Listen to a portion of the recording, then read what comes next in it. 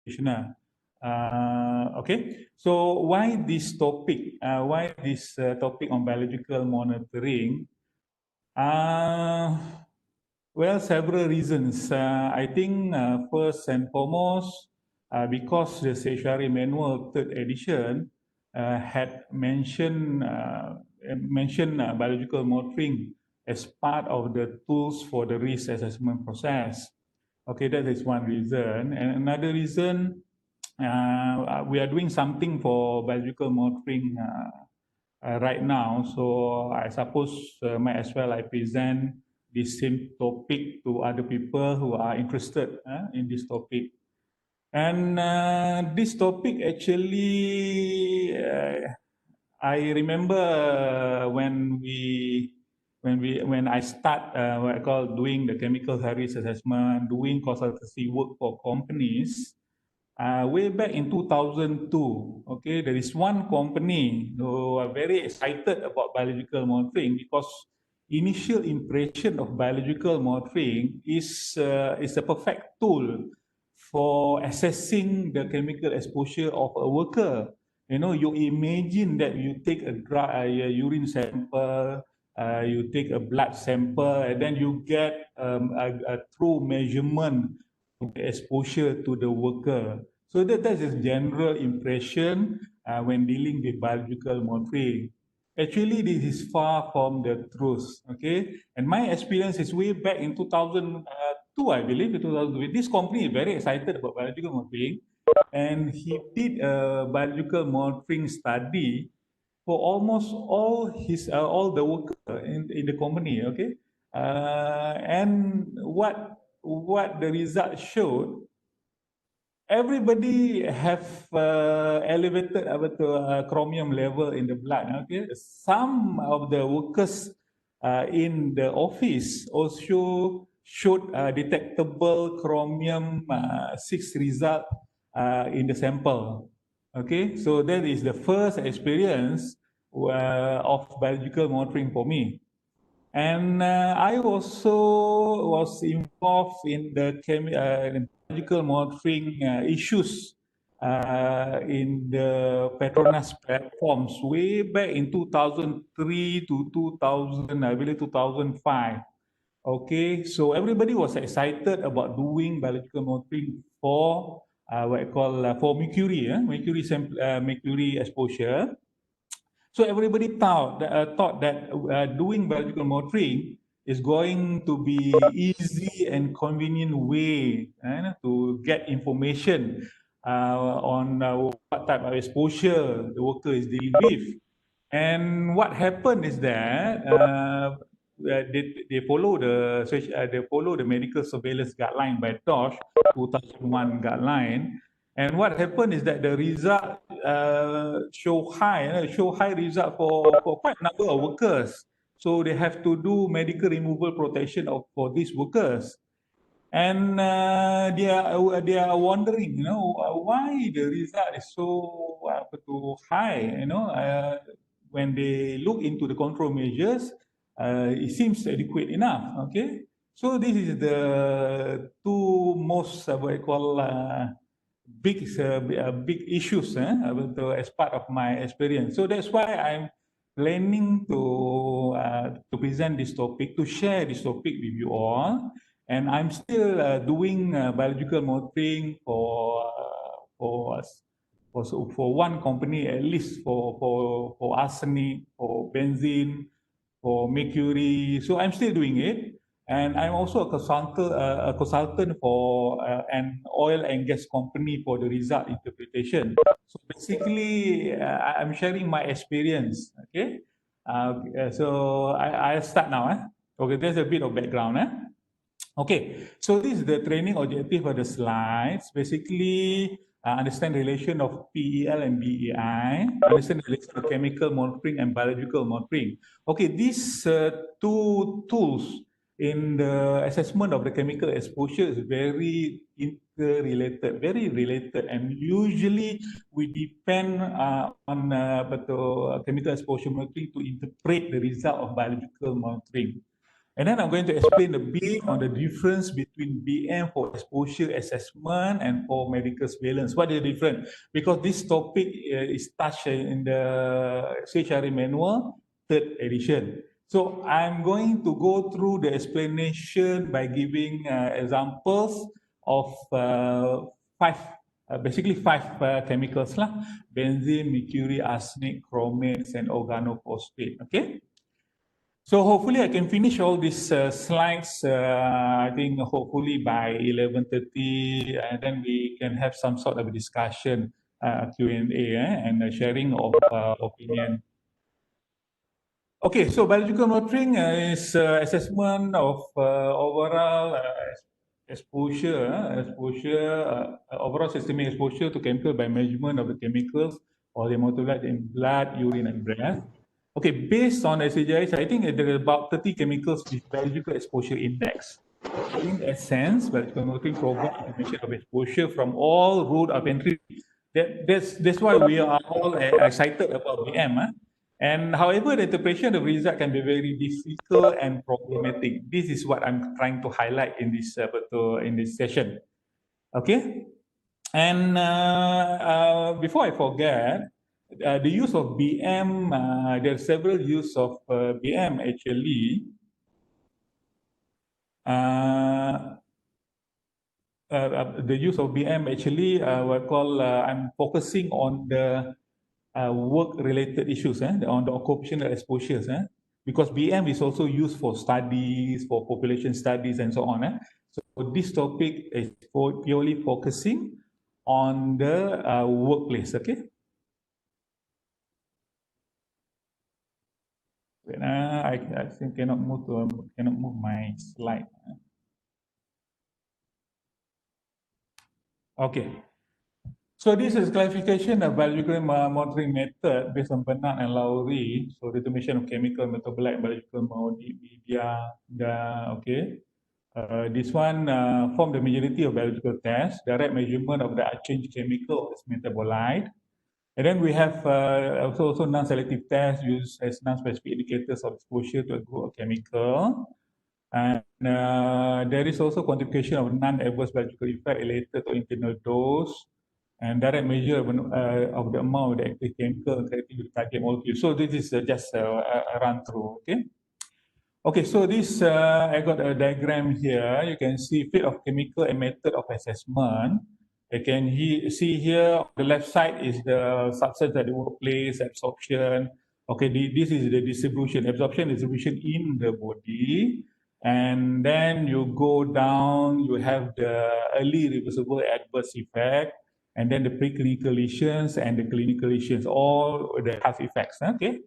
So this is the role of ambient monitoring, okay? Ambient monitoring here to measurement of the substance at the workplace, ambient air. And then we have biological monitoring of exposure here, and then we downwards further we have health surveillance and diagnosis of occupational disease, okay? So it is a general flow. The phone number. Okay, wait. Okay, so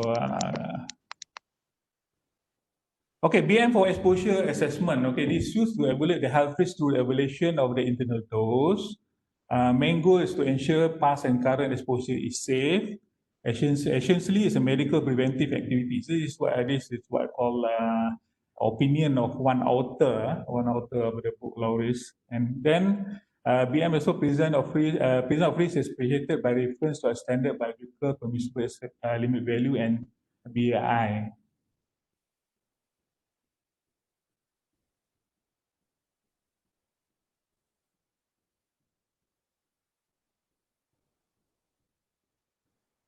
Okay, and yeah.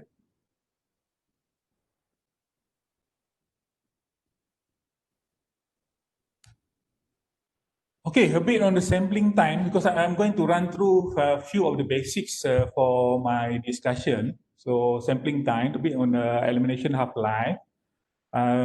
If the chemical have a very short half-life, less than 1 hour, it's not practical for routine biological monitoring. And if the half-life less than 5 hours and of shift reflect distant exposure, and biomarkers normally do not accumulate. So if the half-life is between 5 to 10 hours, collection at the end of shift and of the work week. Okay, and if the half-life are more than 10 hours, levels are already cumulative. So this reflect recent and previous exposure. So long half-life, integrate exposure over many years. So I'm going to discuss this in the example. And then we need to understand a bit on the toxicokinetics, because some chemical have first order kinetics and some have multi-compartment model. So it can be, this is required during the interpretation of the result. Okay, so and some of these chemical require baseline interval dose, which I'm going to mention again in the example. And then sometimes we need to do correction for the dilution of the urine. So when you interpret the biological monitoring result, sometimes you need to do a bit of a basic calculation to correct the dilution. Okay, what about interpretation? A bit on the interpretation, I'm going to touch again in the examples. Okay, it must be interpreted based on individuals. So most of this slide is based on A. Lowry's in his book on biological monitoring. Okay, and his opinion, it must be performed by medical staff involved with the program. So I'm not going to touch on this issue yet. And individual factors must be taken into account, like personal habits, disease, sex, age, hobbies, etc. Example, like pre-existing liver impairment may decrease biotransformation of metabolite. And it also may be interpreted on a group basis, but must guarantee the confidentiality. Okay, so these a few items need to be remembered. Okay, further on, both PLBI is a guide to hazardous chemical exposure. Okay, it tries to propose a threshold level where exposure can cause health effect. Okay, similar to occupational exposure, biological limit value is defined on the assumption that occupational exposure occurs for 8 hours daily and 5 days a week. What this means? This is basically setting the BEI. Okay, they are referring to this sort of condition. Basically, the workers exposed for 8 hours daily and 5 days a week, 40 hours a week. Okay, biological limit values are usually derived from published observation on humans and not on experimental data. So this is a very important point, okay? So most BAI values are linked to corresponding threshold limit values. Usually they correspond to the, what I call ambient monitoring result, okay? So especially for ACGIH, the BI values usually correspond to the TLV values for inhalation exposure. Okay, this is basically the ACGIH approach. And in the UK, they have a different approach. Okay, they have two values. They propose two values. First, the health guidance value, and then the second one is the benchmark guidance value. So usually, these benchmark guidance value are not health-based. It is a practicable, achievable level set at 90 percentile available biological monitoring result. So normally they ask the company in the UK to try to comply with this benchmark guidance value. So they have another value which are set at the level of the health effect, which is the health guidance value. Okay, so I just touch on this. I'm not going to elaborate on this values yet. Please remember, in the UK approach is quite focused. The use of BM at the workplace is assessing the adequacy of the control measures. This point I'm going to raise up later on. Okay, sorry for the slow slide transition. I'm having problem with this to move my cursor.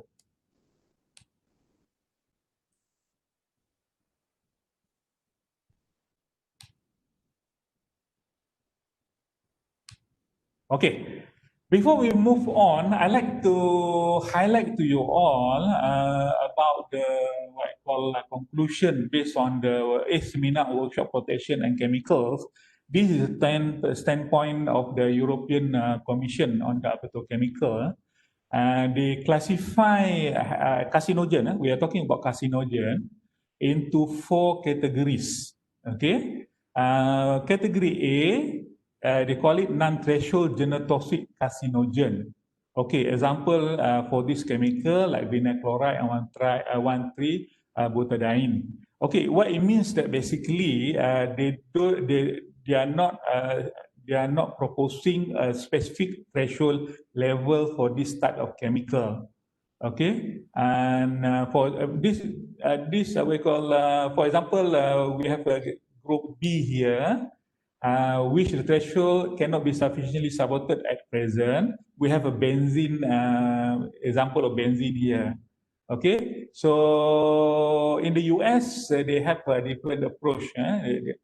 They don't follow the European approach, and they have action level and exposure limit for biological monitoring and medical surveillance.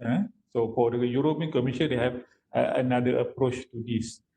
And then we have group C. Group C is chemical with practical threshold as supported by studies and mechanism and all toxicokinetics. So what it means for this chemical, we tend to follow the threshold limit value. So the actions that we take in the workplace will depend on whether it is above or below the permissible exposure limit. And normally we use the action level for this.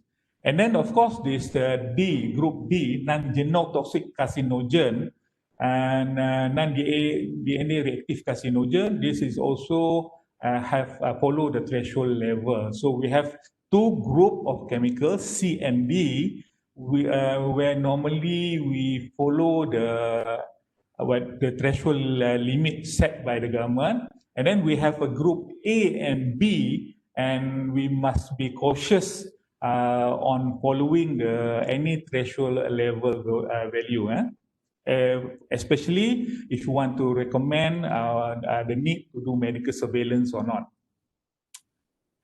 Okay, so this slide, chemical exposure monitoring to compare with PL.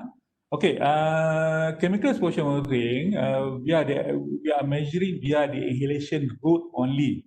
So the collection is done in the breathing zone, so there is no contribution from the wear of respirators to the result. Okay, this is the main big difference if we do chemical exposure monitoring studies compared to biological monitoring studies. Normally, biological monitoring studies, the worker is wearing personal protective equipment. Okay, so the conclusion is designed to be representative for the work you need, and the result represent the environmental exposure. And even the fluctuation of the exposure are due to source release, air movement, temperature, worker movement, etc. We can still present the data in what I call based on statistical analysis method and so on. And we can say it is representative to the work you need. Okay. However, the chemical exposure monitoring requires specific training and certification. In Malaysia, you have to be registered as Hygiene Technician 1 to do chemical exposure monitoring studies and present the report. Okay, so what about biological monitoring? Biological monitoring represents exposures for all route of entry, inhalation, skin, and oral route. But the result usually will be affected by the personal protective equipment wear. Okay, and the result can also be affected by the body physiology and the condition, such as liver and kidney functions abnormality may alter the result of actual exposures. And the result interpretation must take into account all the interfering factors. Okay, it's not really straightforward. Okay, so if you want to do biological monitoring, if you want to assign an exposure rating for the CHRA or assign magnitude rating for the CHRA, I don't believe there is a valid method to do that. Okay, that's at least my opinion. I haven't found any valid method to do that, and I don't agree. And assignment of any exposure rating or magnitude rating to any biological monitoring data because of the so many interfering factors and so many what I call uncertainties in the result. Okay, and some chemicals metabolite is also present in the unexposed population. So you have a background level for a work population because it also present in the population.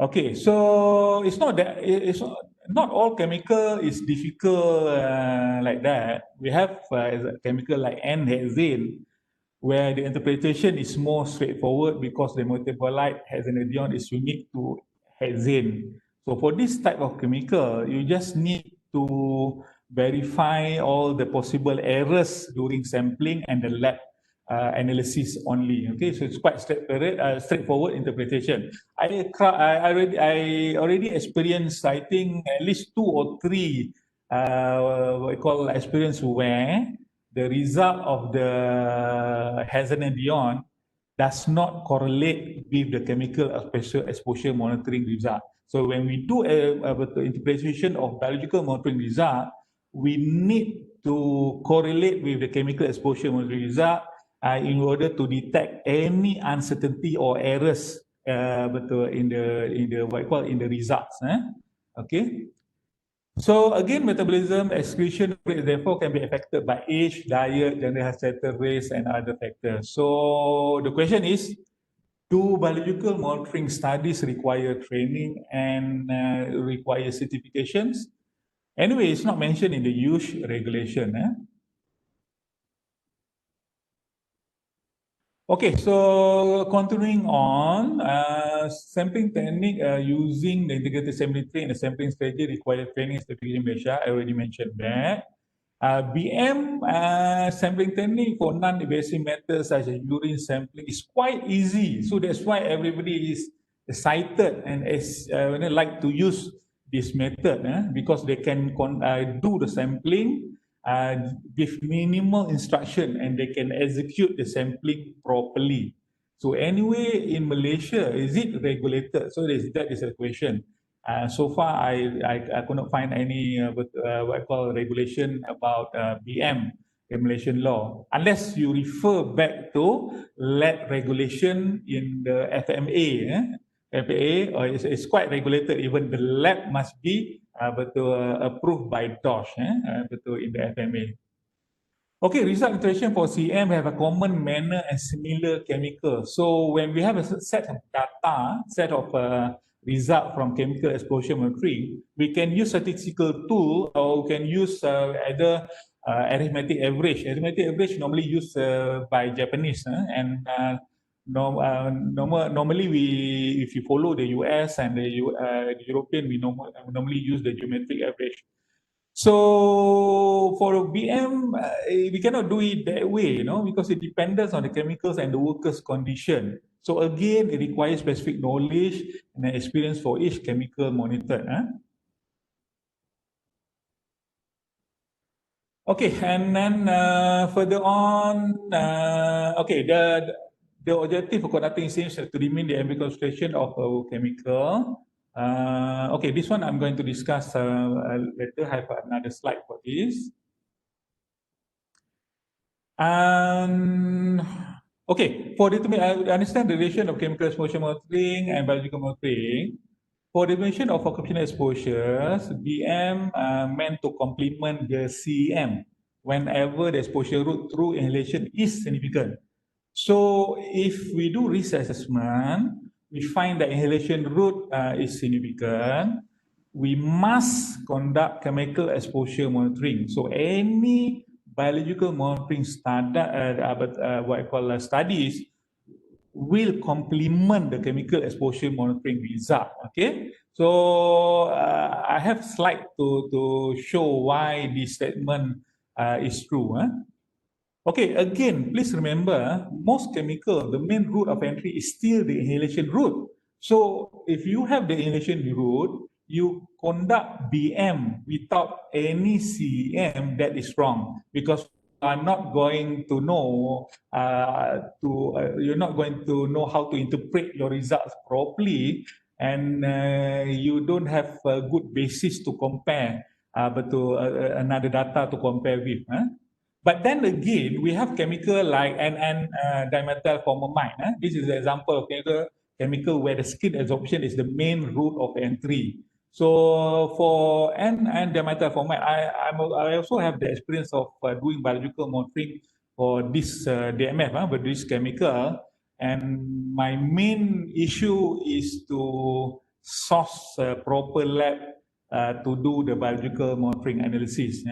Okay, so this is another matter. Okay. So OHD and industrial hygiene should determine what is the relationship of metabolite of BM method and the correspondence to the PL, okay, based on the available guides and literature. Please remember this, never conduct BM whenever the inhalation route exposure is significant without a CEM, okay. This is simply a wrong way of doing things. Okay, so we refer back to the CHRA manual 3rd edition. The objective is quite precise. Okay, first to check the control measures are working, and to check that work practices are protective, and to check that training is understood and followed. So it is not meant to be integrated as part of the risk rating process. Okay, so it is more the objective is more to evaluate the adequacies of the control measures. So this approach is similar to the UK approach, and from my experience, I only do this type of I only have this objective in mind when I do biological monitoring. Okay, that one I mean for exposure assessment. I'm also doing for health surveillance purposes. Okay, again, for exposure assessment purposes, I only focus on this objective. Okay, because I don't find any other model to do for other type of objective. For example, for risk assessment calculation purposes. Okay, I haven't found any method using that. Okay, this again refer the station manual 3rd edition. You can see here is a flow chart from the CHRA manual 3rd edition.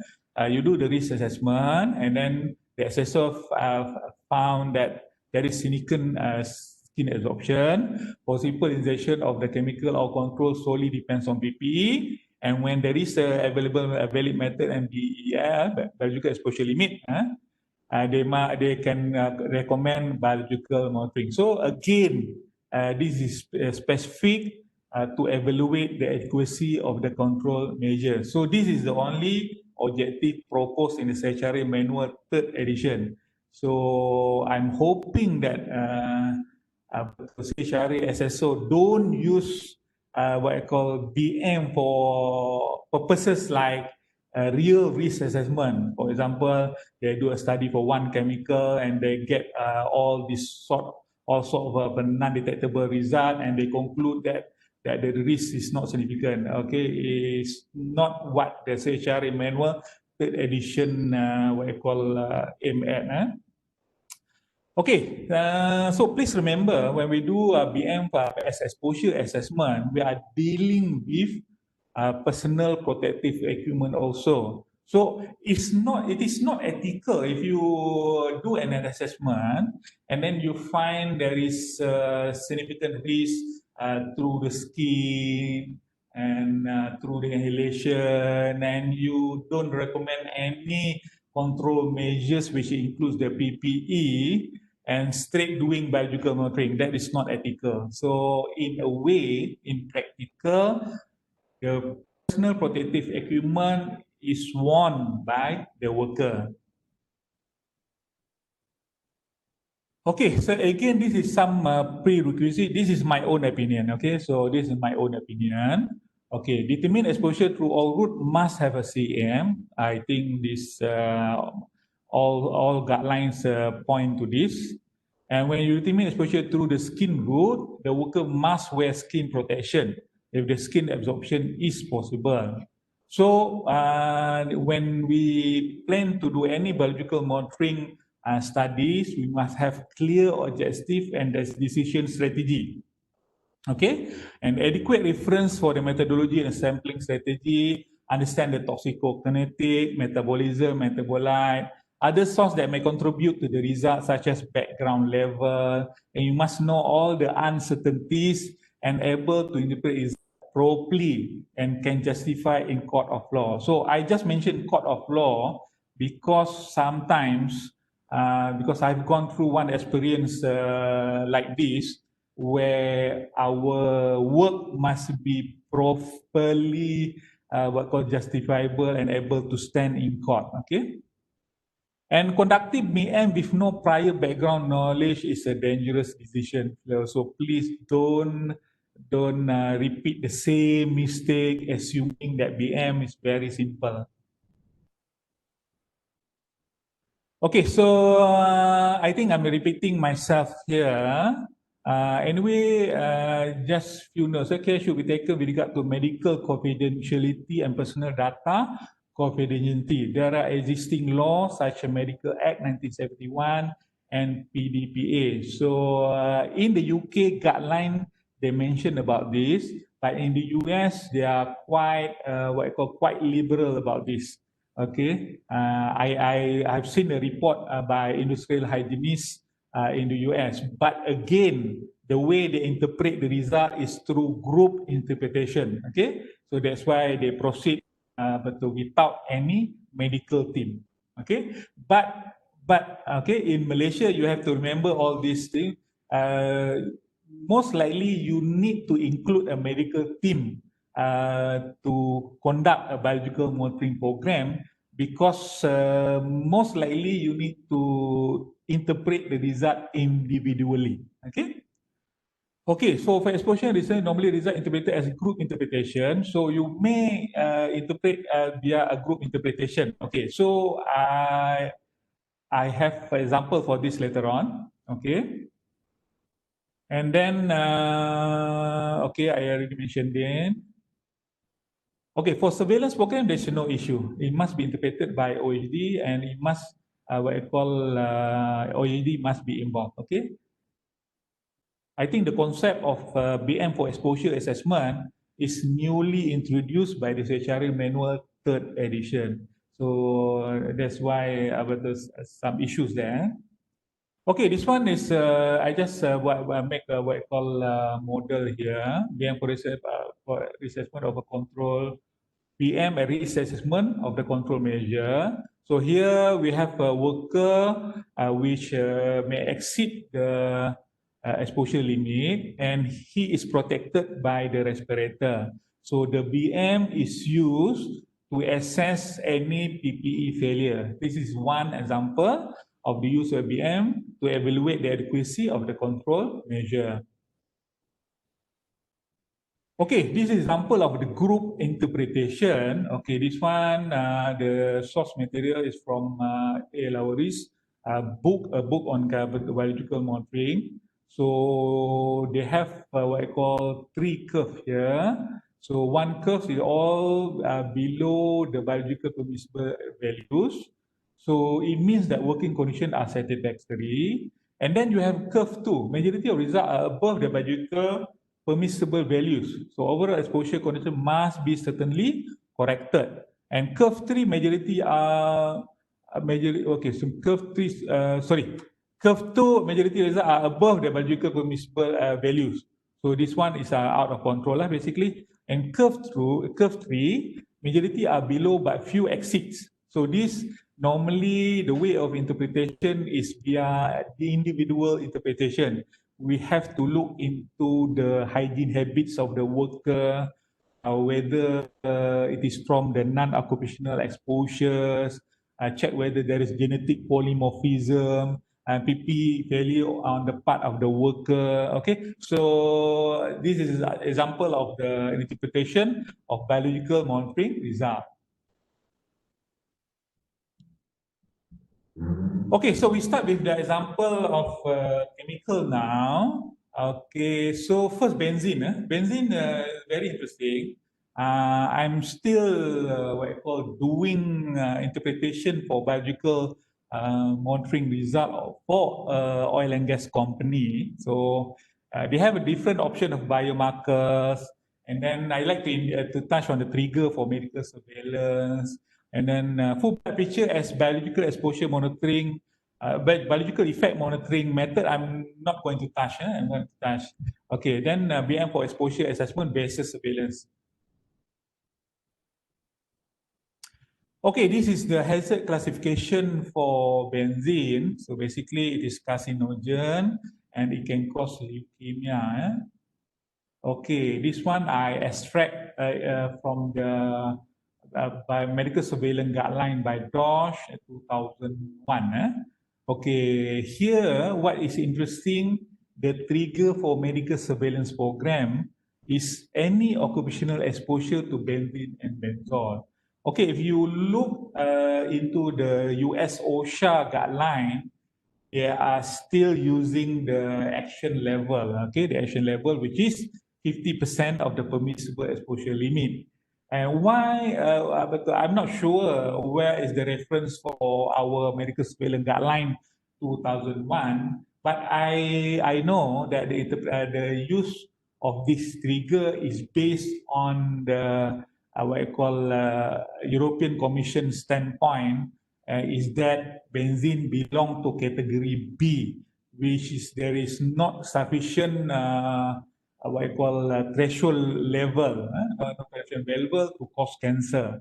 Okay, that's why it's set at any what I call level. So hopefully you all what I call remember when you decide to do medical surveillance for benzene, whether you are following the European Commission or you're following the US standard, please remember that there is a guideline in Malaysia.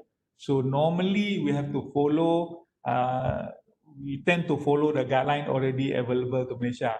My own opinion is that if you don't have a proper threshold level for carcinogenic effect, when you stand in court, if you use the US method, you most likely you can lose.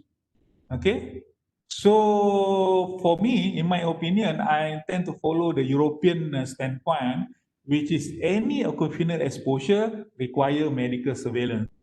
Okay. Okay, so this is a metabolite for doing biological monitoring for benzene. You have urinary phenol. Urinary phenol is quite, most lab do this, okay? Most lab do this. It's quite cheap. It's quite cheap.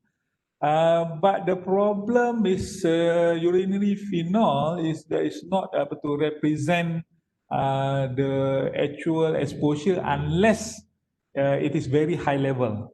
Okay? And then now we have metabolites such as SPMA and TT-methylenic acid in urine. This is more accurate, okay, more accurate. And normally for the oil and gas, we use this metabolite, okay, the urine SPMA. We don't use the urinary phenol because most of the exposure at the platform and all this oil and gas operation is not very high, okay. Okay, so this is a bit notes on the toxicokinetics. I am not going to touch on this. Okay, again, here is the sampling procedure. Okay, so it's not easy to do sampling for benzene actually. Most of the time, the result which I interpret, if I look into the sampling methods, it tend to be not valid because of the temperature, what you call the way, the manner they transport the samples, okay? Usually the recommendation is that specimen should be transported at negative 26. Okay, you have to use a dry ice and so on. Okay, so in actual, I haven't really do this, because most of the time for offshore platform, others is taking the sample. Okay, so this is quite difficult to execute, okay, from platforms. So they are still trying to achieve this standard. Hopefully, we can achieve it in the future. So because of the problematic sampling procedure, we tend to look into other methods of sampling. Maybe breath, doing the breath sample is more practicable and so on. Okay, and what is in case if we don't have any biological exposure index? If our purpose is for what I call to assess the adequacy of control measure, even if we don't have any biological exposure index, we can use the result because any detectable result for chemical which have no background level, we can assume that is due to the failure of the control measure or the failure of the PPE. We can still use it without any BEI. So just please remember that. But please bear in mind, if there is a background level, then you need to have a bit more experience in interpretation of the result. Okay. Okay, so please note that workers should not smoke, as smoke from one cigarette contains 60 to 80 milligram of benzene. So a typical smoker inhales 1.2 milligram of benzene daily.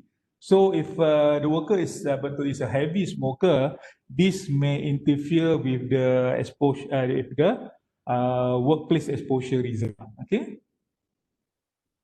And here is a note here.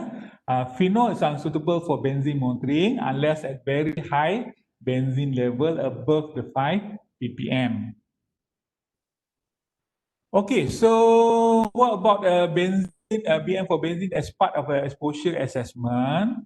And okay, I think I forgot to mention, but that when we interpret the result of urine SPMA or tetibutyric acid, it is quite unique to benzene. So we don't have any interference from other source except from occupational source, like smoking and poor air quality. That you have to take into consideration. So for me, you can only use it as an evaluation of the control measure or as part of the medical surveillance program. So a negative result is not an indication to not recommend a medical surveillance program. Okay. When we do it as a part of the assessment of the control measure, negative result may usually means that the control measure is already adequate. Okay.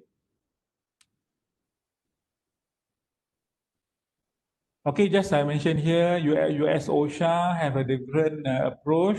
They use action level as trigger for medical surveillance. Okay, now mercury. This is very interesting, mercury.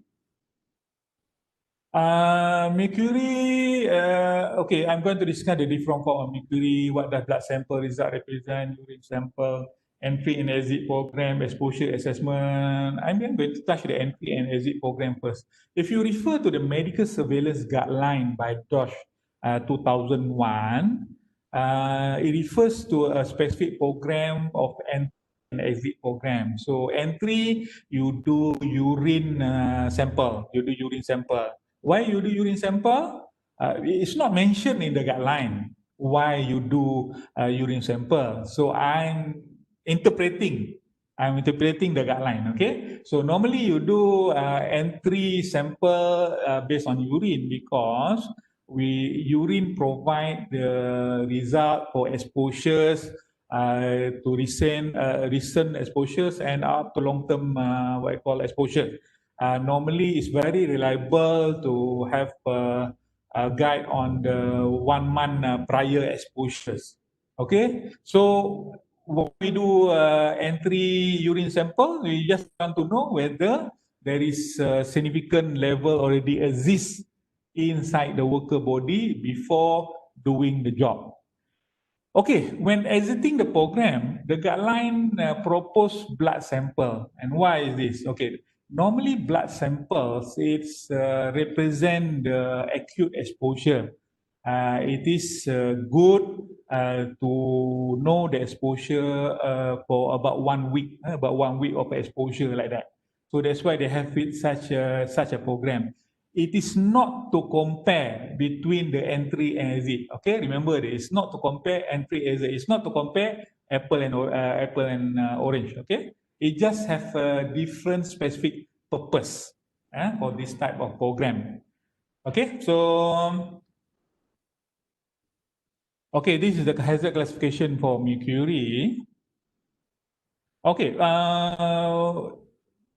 my experience with mercury, most of it is from the oil and gas industries, from offshore platform, because I've done chemical exposure monitoring, but at the offshore platform. So I'm doing what I call, sometimes I do consultation for result interpretation of biological monitoring report and so on. So I'm quite familiar with mercury in oil and gas industries.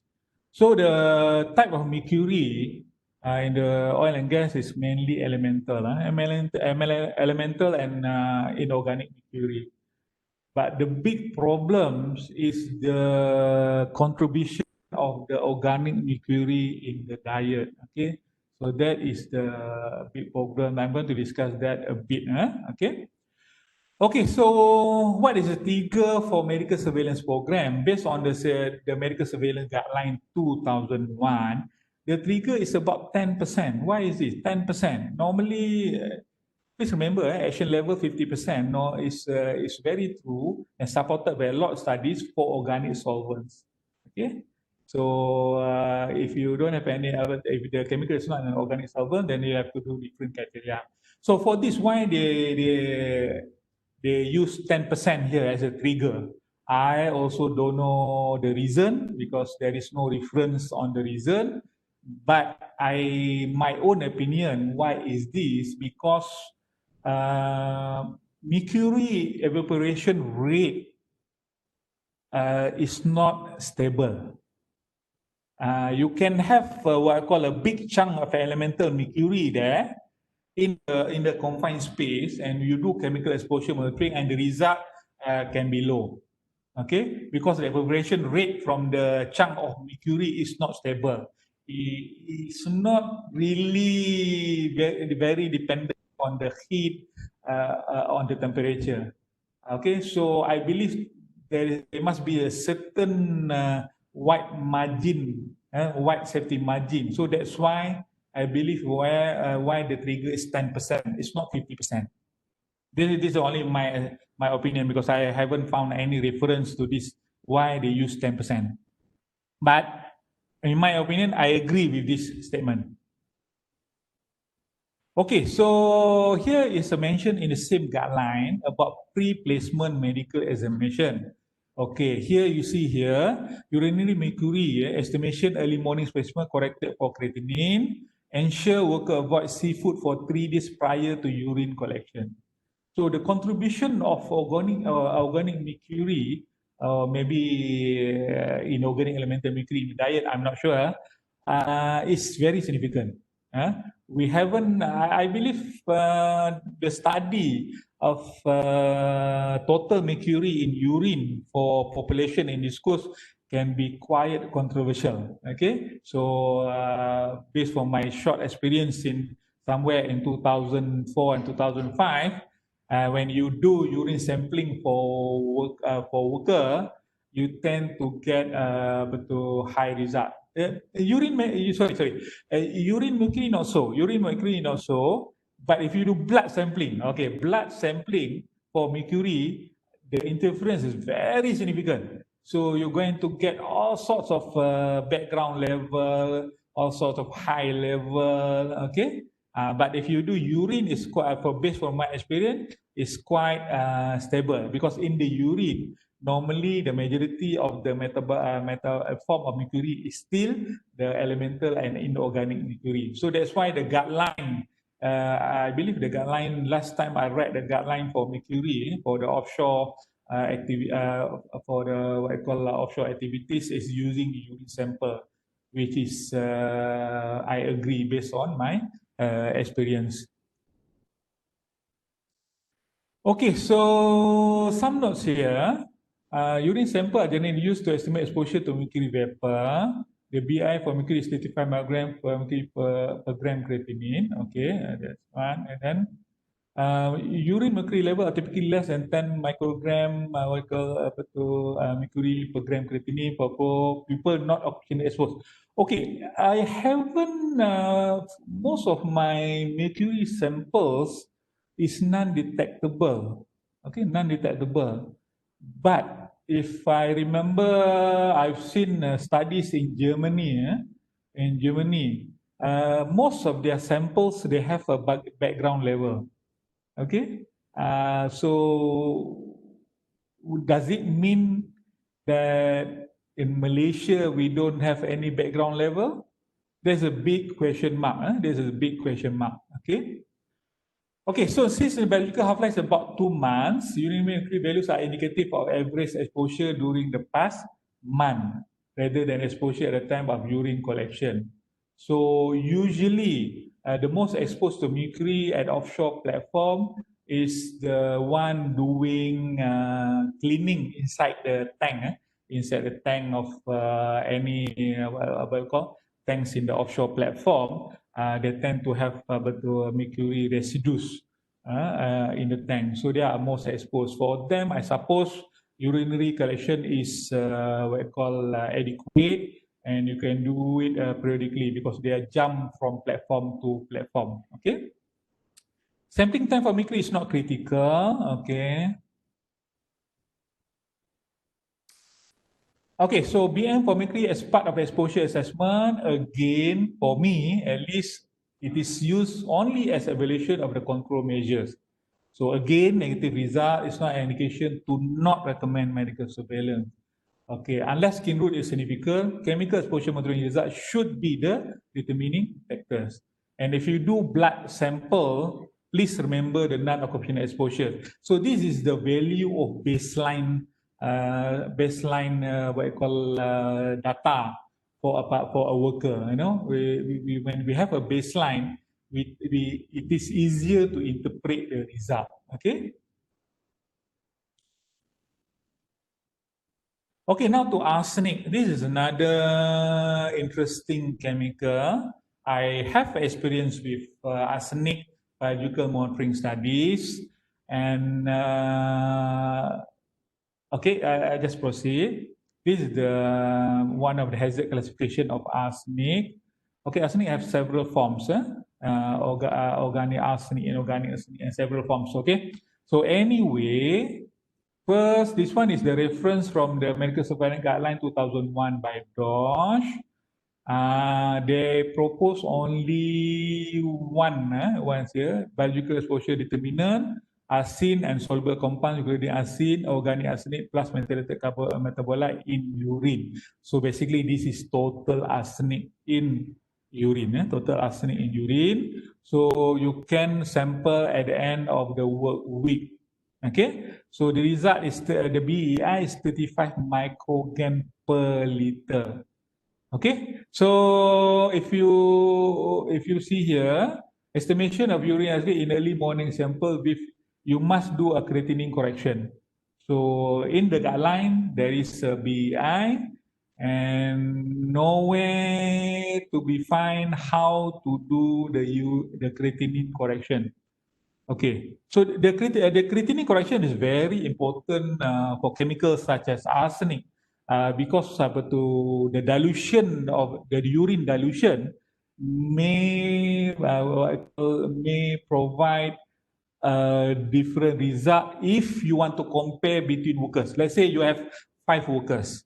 You want to compare the exposure level of these 5 workers, and your objective is to get an idea of the occupational exposures. So when you try to compare the results, you must correct the creatinine level of each worker. So there is a basis for comparison. If you don't do your the creatinine correction, you cannot compare these 5 results. because of the dilution of the urine. So please remember that, okay? So I show here is the what I call simple calculation of the creatinine correction. So please remember the unit, the unit, and don't simply you must make sure the unit is correct, and the calculation based on the unit is correct, okay? So here the sampling time. What the precaution of the sampling procedure? You must ensure that the worker avoids seafood for 3 days prior to urine correction.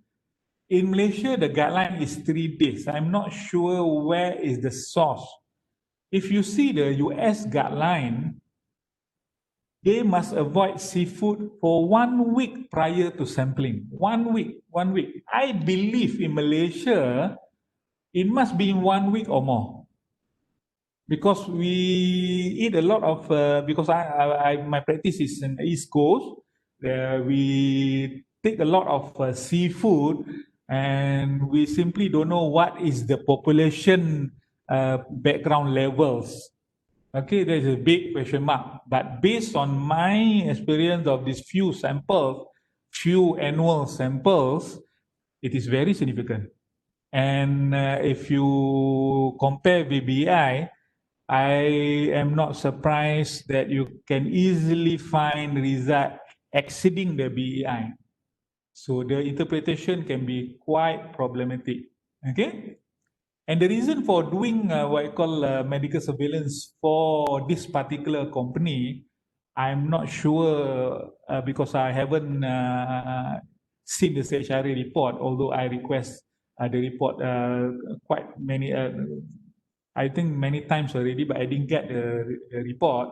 So I'm not sure what is the reason for doing medical surveillance for arsenic, okay? But based on my interview, they are only exposed to standard solution in the lab. Okay, please bear in mind, standard solutions in the lab, normally the manufacturer and the supplier already design the usage so that the exposure won't be significant unless you have what I call accidental skin contact and so on. So if you do chemical exposure monitoring, the result of handling the standard solution is normally non-detectable. Okay, so anyway, most of the worker, despite the advice, they tend not to what I call avoid seafood prior to the sampling collection. Okay. Okay, so here is a note from Biological Exposure Index WorkSafe New Zealand. Here they say ACJIS revised its BI for arsenic from 50 gram per gram creatinine to 35 gram per liter arsenic, gram per liter arsenic. Okay, they sign it as a B notation. This means arsenic may be present in biological sample from people not occupationally exposed due to diet, and as a result could affect interpretation of the result. I just want to highlight this actually. Okay. And the role of arsenic as part of the exposure assessment, okay, again, for arsenic, I tend to rely on the chemical exposure monitoring result. And the use of BM if I want to assess the adequacy of the control measure. Okay, so again, when you do BM for arsenic, you must be aware of the type of arsenic, and then whether there is a significant skin exposure or not. Okay. Okay, so this one already mentioned just now. General exposure exceeding 50% of ppl require medical surveillance. Okay. And BM used for arsenic is very difficult because of the sampling procedure, because of the background level of arsenic. And we don't have any reference level for Malaysian population, from what I know. Okay. So my proposal is that no seafood one prior to sampling. So I've tested this and it's quite okay. Okay, now chromates. Chromates is another very interesting example. all my examples today is quite interesting because it produces interferences and difficulty in interpretation of the result. Okay, so chromate. So chromate. So we have chromates can be formed from chromic acid, and then we have organic chrome, and we have an inorganic form. Okay, so this is very interesting in terms of doing biological monitoring. And before I forgot, if you do medical surveillance for chromium, please remember to take the baseline level. Why? Because the reference level in the lab result is a study from other countries. It's not a reference level for Malaysia. And we are not sure when we do what you call the metabolite we usually use for chromium 6 is actually total chromium in urine. So total chromium means inclusion of the organic mercury from food source, even from the chrome 3. Okay, chrome 3. Okay. So please remember that if you're doing medical surveillance for chrome 6, please have a baseline. If you don't have a baseline, I don't think you can interpret the result properly, because you will have positive result, and some of the result without exposure already exceed the BI. Okay. Okay, so the main road of entry is still inhalation route, and the trigger point for medical surveillance is excess of the half in 50% of the exposure limit. And this is from the medical surveillance guideline 2001. Okay, so here is the chromium 6 is not chromium 4. Water soluble fume is got a mistake in the printing. And total chromium in urine. Usually we use a test total chromium in urine. And during shift, if you take the sample during shift, the BI is 10 microgram per gram creatinine. If you take end of shift or end of work week, the BI is 30 microgram per gram creatinine. So please remember when you do chromium monitoring, the background level is very significant. Okay, so this is just example of chromium content in tissues, tissues and body fluids of the general population. I believe this study is in US. Correct me if I'm wrong, but I believe this study is in US. Okay, so you can see there all sorts of results there. And chromium content in various US food. This is a US study. Okay, can see the chromium content here. Okay. So it's funny if you do a medical removal protection for a worker, when we do a proper investigation, the worker is not really exposed to chromium exposure such as welding fume and so on. Toxicokinetic, just this one, I'm not going to read it, but just saying that in the red blood cell, the chromium 6 mostly in the red blood cells. In the plasma, normally there's about the chromium 3. Okay, so if you want to have a chromium 6 occupational exposure level, a proper method is to detect the chromium 6 in the red blood cell, not in the plasma. But again, there is no BI for blood chromium. So if I tend not to use blood chromium because I don't know how to interpret the results because of the background level and so on. Okay, and might as well I say that most of the blood chromium is due to the chromium 3 in the blood result. Okay, so what about the sampling procedure? This is easier to achieve. urine sperm should be transferred at 4 degrees C.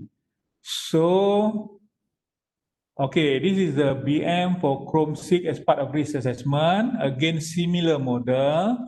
For example, you have chromium welding fume that exceed the air.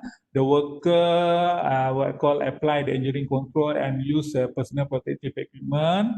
And then we use the BM for risk assessment of the control measures. Okay. I'm forgetting something about chromium. Wait, I try to remember chromium. Oh yeah. When you interpret the chromium results, please don't use the reference level. Okay, the reference level is not meant to interpret the result of a biological monitoring of chromium 6. And in the guideline of this 2000 medical surveillance guideline by DOSH, you have the option of using blood and urine. But if you refer to the New Zealand and Australian guideline, they only suggest urine sample. My own personal opinion, you should use urine sample only. Avoid the blood sample, unless you know how to interpret the blood sample. Okay, now the last chemical we're going to discuss is the organophosphate. Okay, so this is the hazard classification. Where we can find this organophosphate? So organophosphate is a pesticide, it's an insecticide, and mostly used in our palm oil plantation to get rid of, they call it bedworm. They call it bedworm. And previously, they usually use the class 1A. I hope you're familiar with the pesticide class classification. They class the pesticide 1A, 1B, 2, 3, 4. Okay, so previously they tend to use the 1A class, which is the monocrotophos and metamenopause. This is quite dangerous chemical, and I believe there is a report that is death caused by this chemical. I remember one story in what I call Kratung area in Pahang, where the worker is exposed to splash from this monocrotophos and he fainted. Okay, so this is quite toxic chemical. Anyway, in our power plantation now, they are using class 3 organophosphate. So example of class 3 organophosphate is acephate. Acephate, they have the several brands, Promax, Adonis. But the acephate used is class 3. Class 3. When we deal with class 3, the skin absorption is possible, but normally you don't see any acute toxicity through skin root classification. And then another chemical that you may use in the palm oil plantation is the organic acephate. Oh, we have two examples only lah.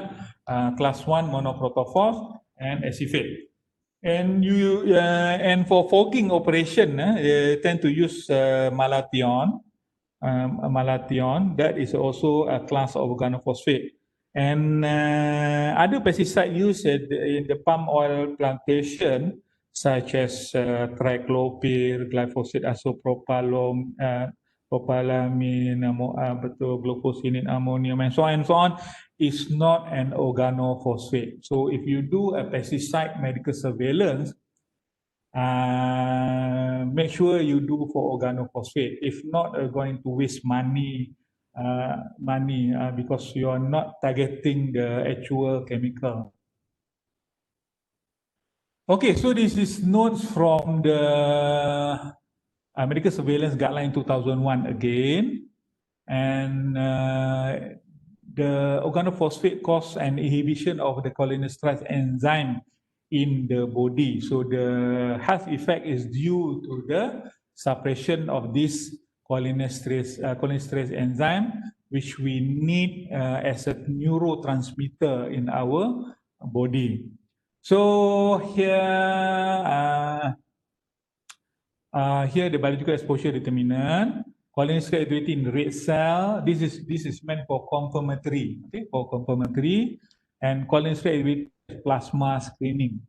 So I have seen quite a number of organophosphate medical surveillance result, the cholinesterase enzyme result, but most of the study is not properly done. Okay, when you do this study, you must have a baseline level, and you must show the calculation, the reduction of the cholinesterase enzyme activity. So you must show the percentage of the decline of this enzyme. And again, we don't use the reference level to interpret the result. Okay, the reference level is only a reference level for the population. And in our BM studies, we don't use that reference level. Okay, but sometimes we have to use lah if you don't have any baseline. You don't have any baseline. So the baseline level that you're going to use is the lower limit of normal of that reference level. So, but try to get the baseline, okay? Baseline, because you need that to interpret the result properly. Okay, so the sampling procedure is doable. So, okay, for blood you need EDTA, okay, and then sperm should be transferred for degree C. Okay, usually take blood, plasma sample, plasma or red blood cell sample, okay. What about the MRP? This one for doctors doing medical surveillance and biological effect monitoring due to organophosphate. So the best is to get the baseline level. So I think the BEI for organophosphate has been changed. If you refer to ACJH, now it is 25% reduction from the baseline level. Okay, previously it's 30% from the baseline level. Okay, but for medical protection procedure, we use 50%. Okay, so the plasma is 50% of the pre-employment normal level or the laboratory normal level. Okay, so we take the 50% below, and the RBC is also 50% below. So normally we take the plasma. If we have some suspicion of poisoning, we repeat with RBC to get a more accurate result. Okay, and then we we do MRP. So when you take the cycle sample, make sure the worker is not exposed anymore lah. Okay, that is ethical. Okay, so we are at the end of the slide. Actually, this is my last slide. I hope by now I don't bore everybody. So anyway, this is a short summary. This is my own. Okay, this is my own. So usually when we do biological monitoring, we like to know if is there any reference standard. If we have a standard reference standard, then quite easy. They provide detail on the sampling procedure, they apply on the metabolite, the interpretation, and so on. And then we must know the metabolite target chemical, same as analysis result or not. So when we ask quotation from a lab, we must really look into the metabolite and then the analyte they are going to test, whether it is same that what we want. So don't rely on the lab 100%. You must study these things so that we can have a proper, accurate result. Okay, so for mercury, most lab test for total mercury. So again, if you can test for inorganic mercury or elemental mercury in the urine, that will be preferable. Okay, it can be done, but it costs a lot. And then for arsenic, I don't know whether we can test specifically for inorganic mercury, but now we have to rely on total arsenic in urine. For chrome, we have to still rely on total chrome in urine. Please remember there is no BI for blood samples. Okay, BI availability, this is available for urine. Is there any background level? So background level, here I put no. Actually, if you are heavy smoker, there may be some background level. If you live somewhere in poor air quality, there may be some background level. Okay, so it depends on the area. What about mercury? Yes, you have a background level from the diet. Even arsenic, you have a background level. And also for total chrome, you have a background level. What about external interferences? Okay, non-occupational exposure, smoking, environment. For mercury, usually diet, arsenic diet, and also chrome 6 diet. What about internal interference by kidney malfunction and so on? Okay, so you have to take this into consideration. So what about a worker who have kidney impairment? Should we include the worker with poor kidney impairment in our biological monitoring program? Well, my own opinion, I tend to exclude them, and I recommend them to be excluded from any exposure to chemicals such as mercury when they have a kidney impairment. Okay, metabolite represents certain period of exposure. Okay, of course, benzene reflect the recent exposure. Elementals are medium term. It depends on what type of sample. If urine, you are looking for exposure around 1 month and more. And for blood, you are looking for exposure in recent 1 week. For inorganic arsenic, normally we are looking at around 1 week exposure and similar to Chrome 6. Okay, I believe that's all my slides. I think we can open for discussion. I pass it to you.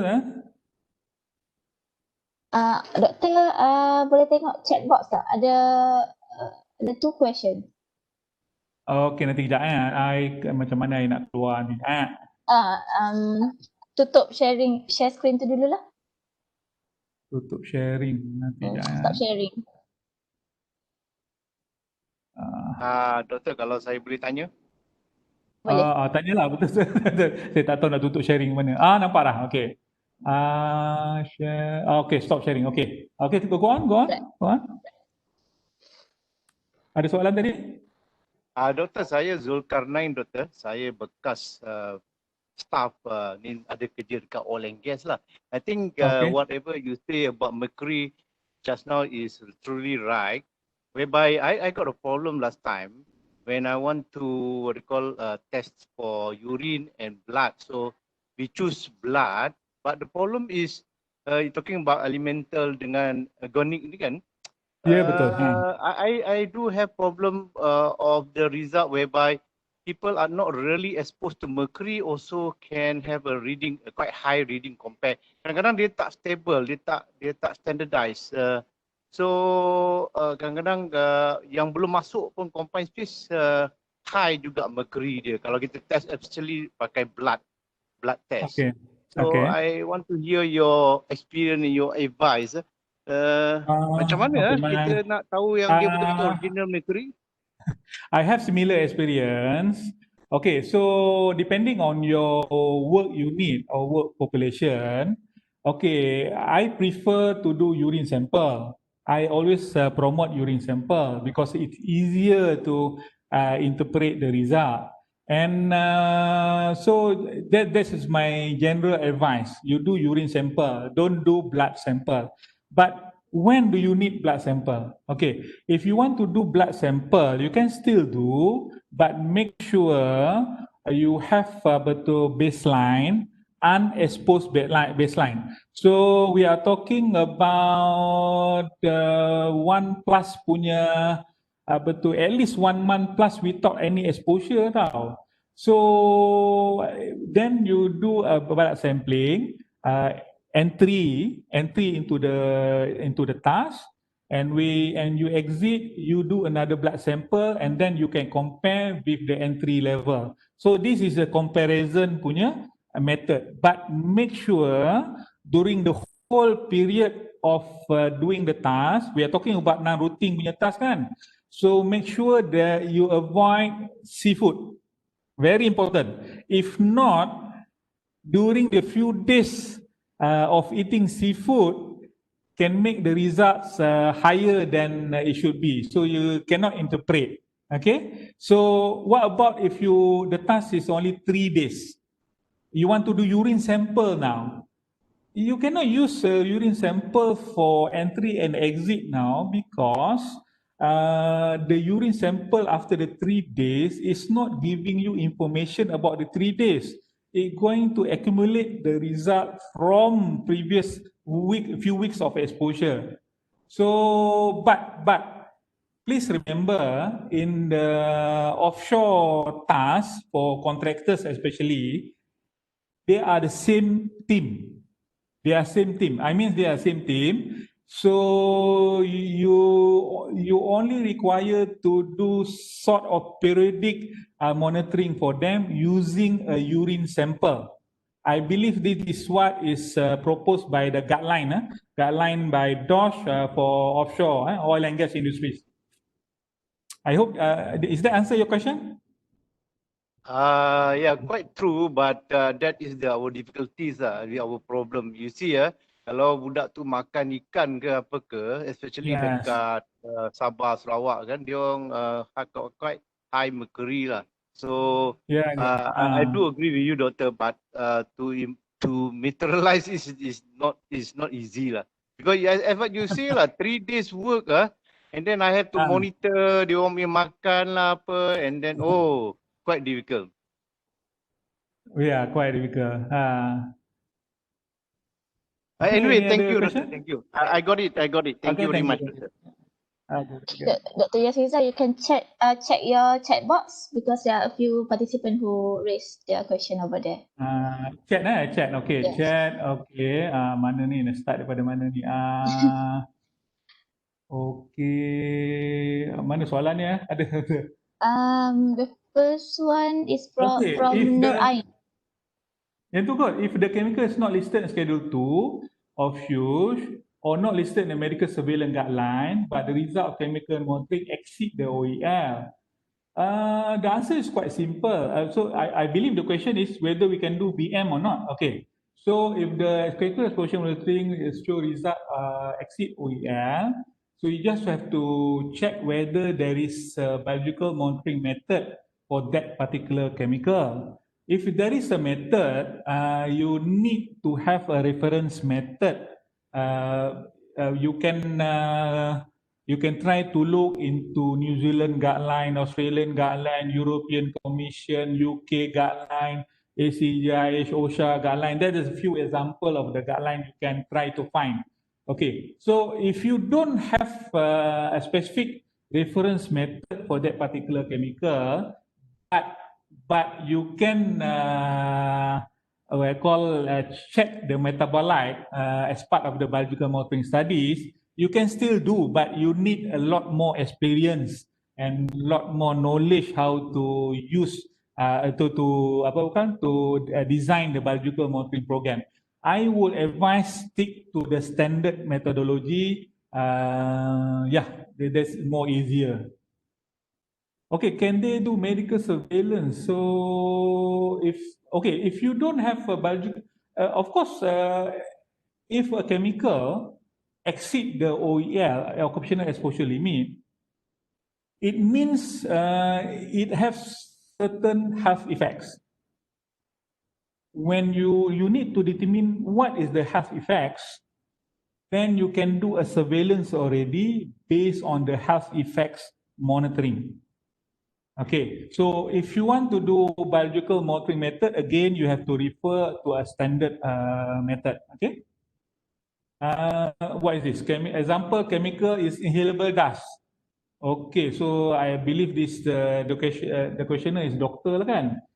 Okay, inhalable dust, if one you must understand when you decide the medical surveillance program, must understand what is the health effect, what is the what I call sort of toxicokinetic effect that is happening. Okay, for inhalable dust, the main pathological effect is irritation. It's through irritation. So you can do medical surveillance for inhalable dust by monitoring the effect of irritation to the airway system. How? By monitoring the spirometry result. You're doing some spirometry to check the reduction of the lung function based on the spirometry. Please don't do annual chest X-ray for this type of medical surveillance because you're going to waste money and exposed to frequent radiation, and usually structural changes happen after so many years. I believe 5 years once is adequate for inhalable dust to do X-ray. The most of the time you are doing spirometry only. Okay, so when do we need to do the baseline level for organophosphate and chromium on the workers? When I suppose when you want to start the program, so when a company asks you to do a medical surveillance and you want to do BM for organophosphate, so you need a baseline. But if the worker already doing the job, okay, they're already doing the job, so you cannot do the baseline then. You can still proceed with the what called biological monitoring studies, but now you are using the reference level. But when using the reference level, normally we take the lower level as the guide, whether there is significant exposure or not. Okay. Okay, wait.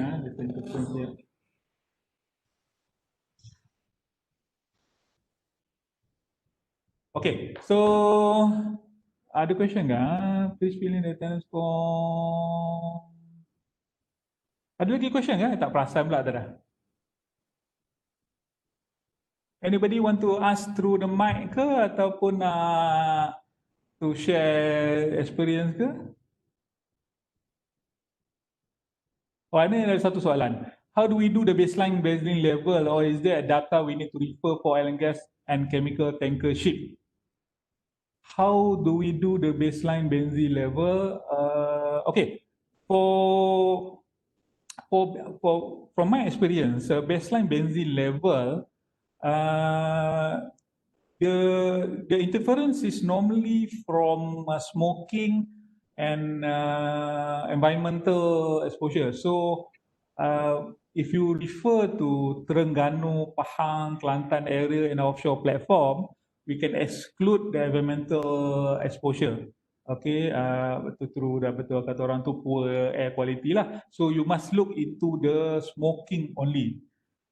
But to tell the truth, for benzene, you can do biological monitoring without a baseline confidently, because normally you don't see any background level in the population that you study. And that is based on my experience lah. Tapi kalau you decide on baseline, make sure unexposed period for benzene, it should be 1 week and more lah. 1 week and more lah. This is based on the half-life. Okay, the basis is half-life. Okay. Lagi kalau kata orang data we need to refer oil and gas chemical tanker ship. I'm not sure what type of data you are referring to.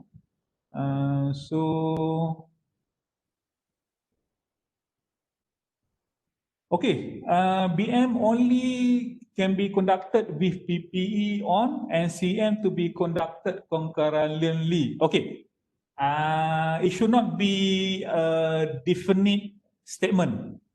Okay, usually if the inhalation route is significant, we need to do chemical exposure monitoring because the result will be easier to interpret and will be more straightaway representative for the work unit. If you do BM, most likely the worker is already wearing PPE. That's the problem. Okay. If an assessor, they see the work site, they see that there's significant exposure. Normally, they ask for. Normally, the worker is already wearing PPE. So when we do chemical exposure monitoring, we are monitoring outside the respirator. So that's why we got the ambient result. But for BM, we are getting the result with the PPE. So there's a proper wording lah, I should say. Okay, ada soalan lagi? Tak nampak dah soalan tu? So far, that's all. Is there anyone want to ask question through microphone?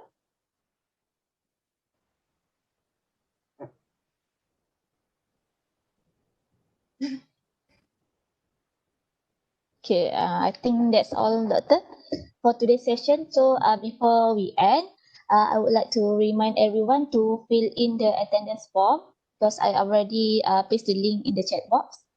And can I request everyone to turn on your camera so we can have a group photo?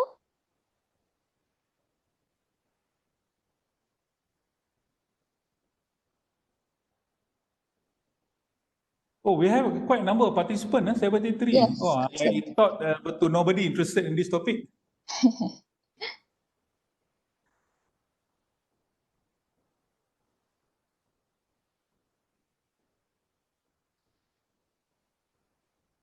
All right.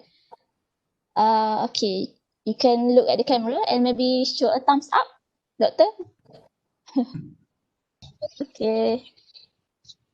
All right. One. Okay, hold on. Okay. 1, 2, 3. All right. Thank you, everyone. Okay, thank you everybody.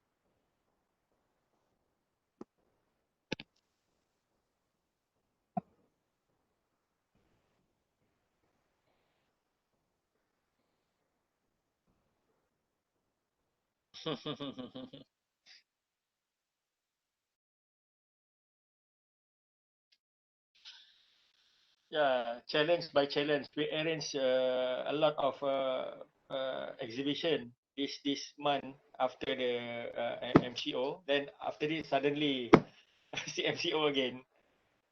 So few pending event and suddenly pull off. So need to re-strategize back our marketing strategy.